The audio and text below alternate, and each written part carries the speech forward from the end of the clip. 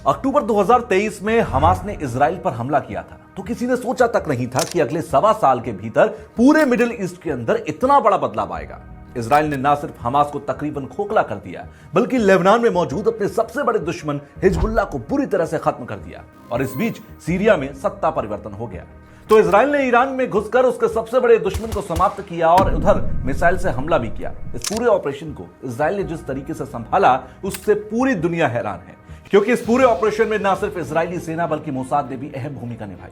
अब जब इजराइल इस पूरी लड़ाई में विजेता बनकर उभरा तब यह बात निकलकर सामने आई कि इजराइल इन युद्धों की तैयारी कई सालों से कर रहा था। इस बात को इसी से समझ सकते हैं कि इजराइल ने हिजबुल्लाह के नेताओं की छोटी छोटी कमजोरियों को भी अपनी ताकत बनाकर रखा था।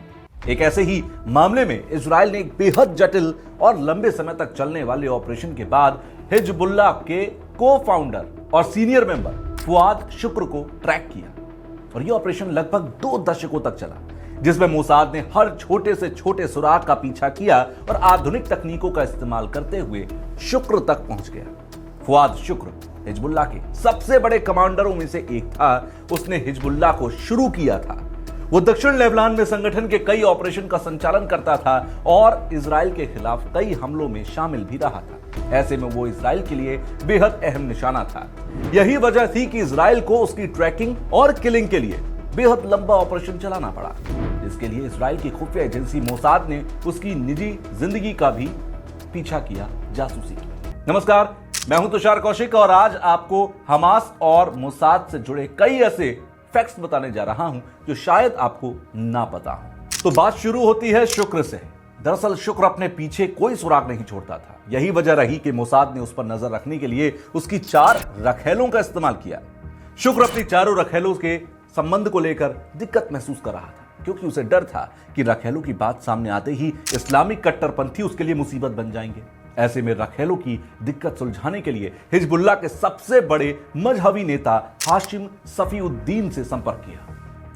न्यूयॉर्क टाइम्स की रिपोर्ट के मुताबिक अक्टूबर 2024 में हवाई हमले में मारे गए सफीउद्दीन ने शुक्र को सलाह दी थी कि वो अपनी चारों रखेलों से फोन पर ही निकाह कर ले, ताकि अवैध संबंधों और रखेलों को लेकर वो किसी विवाद में ना फंस सके। इसके बाद 4 अलग अलग फोन कॉल पर फुआद शुक्र के निगाह समारोह को आयोजित किया गया और यह जानकारी मोसाद लगातार ट्रैक कर रहा था। हालांकि ट्रैकिंग से बचने के लिए शुक्र सिर्फ पेजर और वॉकी टॉकी का इस्तेमाल करता था। वो इन्हीं मीडियम्स के जरिए हिजबुल्लाह के सुप्रीम लीडर हसन नसरल्लाह से संपर्क में रहता था।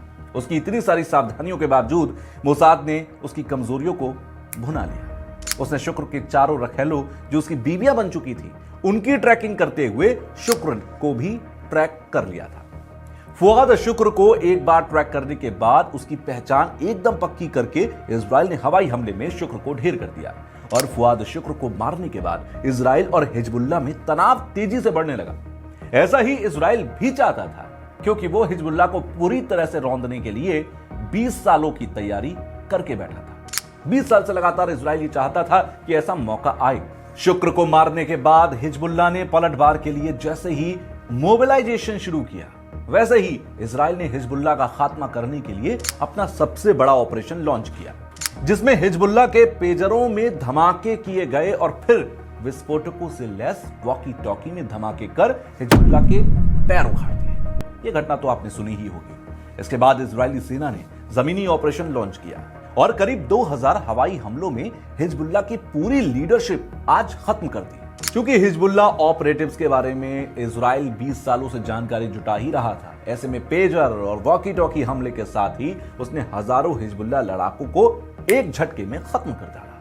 दरअसल इजराइल के लिए शुक्र को खत्म करना बेहद जरूरी था, क्योंकि वो कई आतंकवादी हमलों का मास्टरमाइंड था। इसमें वो हमला भी शामिल है जिसमें अमेरिकी मरीन बैरकों को 1983 में निशाना बनाकर 241 अमेरिकी सैनिकों को मार डाला गया था। इसी वजह से अमेरिका भी लंबे समय से शुक्र के पीछे पड़ा हुआ था, लेकिन कामयाबी इजराइल को मिली। इजराइल की खुफिया एजेंसी मोसाद ने हिजबुल्लाह की सीनियर मेंबर फुआद शुक्र को मार गिराने के साथ न केवल एक बड़ी कामयाबी हासिल की, बल्कि हिजबुल्लाह के मुखिया हसन नसरल्लाह के उस अनुमान को भी गलत साबित कर दिया, जिसमें उसने लगातार यह कहा था कि इजराइल कभी खुलकर उस पर हमला नहीं करेगा। नसरल्लाह को लगता था कि हमास के साथ चल रही लड़ाई में उलझा इजराइल लेबनान में किसी भी बड़े ऑपरेशन को अंजाम देने में सक्षम नहीं होगा। लेकिन इजराइल ने हसन नसरल्लाह समेत हिजबुल्लाह की पूरी ताकत को खत्म कर दिया। हिजबुल्लाह के खिलाफ मोसाद के सालों तक के जासूसी मिशन और इजरायली सेना की जबरदस्त कार्रवाई ये साबित कर दिया कि वो न सिर्फ एक साथ कई मोर्चों पर लड़ने में सक्षम रहा, बल्कि उसने हमास और हिजबुल्लाह यहां तक कि सीरिया में अपने दुश्मनों को चुन चुनकर जड़ से खत्म कर दिया। तो यह है इजराइल की खुफिया एजेंसी मोसाद की वो ताकत जिसकी पूरी दुनिया मिसाल दिया करती है। कहा जाता है कि दुनिया की सभी एजेंसीज बहुत ताकतवर है, रॉ भी अपने लेवल पर एक एक्सपर्टीज रखती है और सीआईए भी रखती है, लेकिन मोसाद घर में घुसकर और इतना खुफिया तरीके से वार करती है जिसकी पूरी दुनिया मिसाल देती है। और इसीलिए शायद मोसाद से ये उम्मीदें भी थी कि अगर उस पर चोट की गई है तो वो घर में घुसकर इस तरीके से मारेगा कि पता भी नहीं लगेगा और सब जड़ से खत्म हो जाएगा। ये देखने को भी मिला। अब आप मुझे नीचे कमेंट बॉक्स में लिखकर बताइए कि आपको ये वीडियो कैसी लगी, और अगर आपको पसंद आई है तो आप मुझे कमेंट बॉक्स में जरूर बताइएगा, जिससे कि अगली वीडियो में कुछ इसी तरीके का नया कंटेंट मैं आपके लिए लेकर आऊं।